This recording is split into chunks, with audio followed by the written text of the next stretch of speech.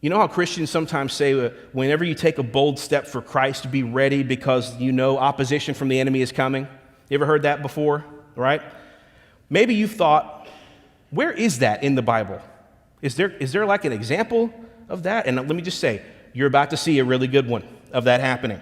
Hang on to your hats. So we're going to look at verse 6 through 8 of Acts 13 for our reading. Verse 6. When they had gone through the whole island, that's of Cyprus, as far as Paphos, they came upon a certain magician, a Jewish false prophet named Bar-Jesus. He was with the proconsul, Sergius Paulus, a man of intelligence, who summoned Barnabas and Saul and sought to hear the word of God. But Elymas the magician, for that's the meaning of his name, opposed them, circle that, seeking to turn the proconsul away from the faith. Text. How soon did this opposition happen after they left Antioch? Didn't take long, did it? Pretty quick. They hadn't even left stop number 1. As soon as these men, Barnabas, John Mark was there, by the way, and Saul, step out and board that boat, the arrows of Satan were ready to fire and to frustrate. So listen to this, if you don't hear anything else today. When you step out and do something for the Lord, you need to be ready for opposition. When there is mission, there will be opposition. I don't say that to scare you, because listen, greater is He who is in you than is in the world.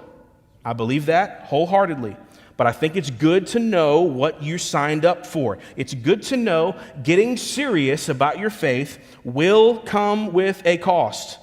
There will be tests. There will be trials. But in the power of Christ, you can overcome.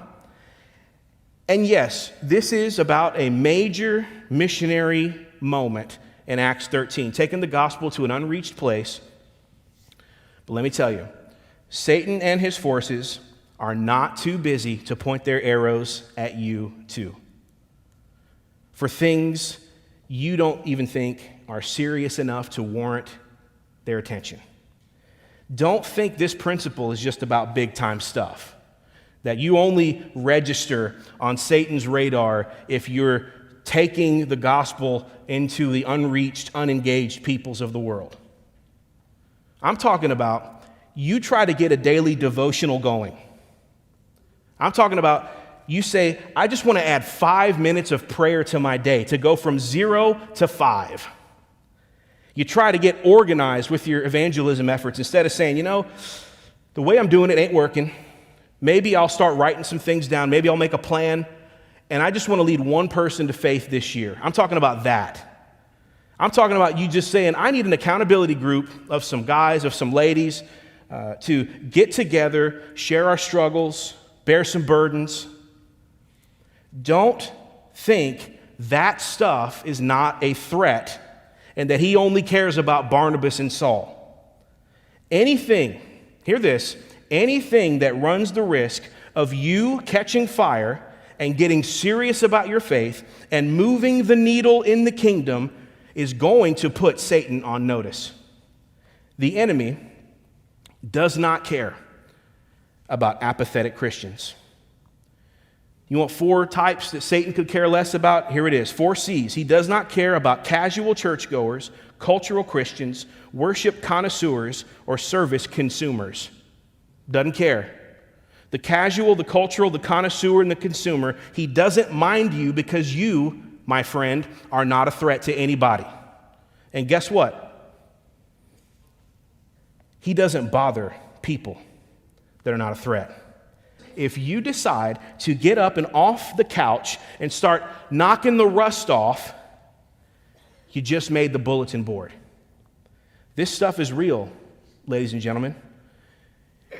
You get baptized, you've just made a declaration of war in the cosmos. You dedicate your child to the Lord, you just shook things up in the kingdom. You sign up for the mission trip, something is coming to your doorstep. Satan does not want you to be the healthiest version of your Christian self.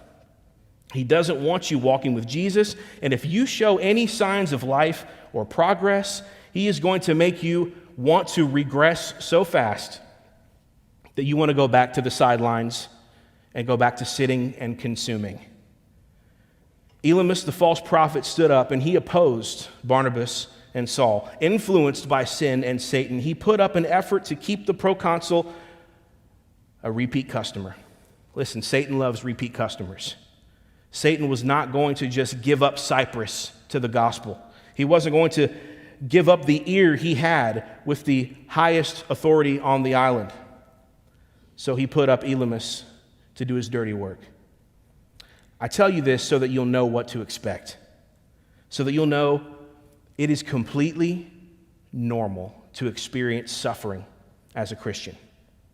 So when you take a step forward for Christ, and I pray you all do,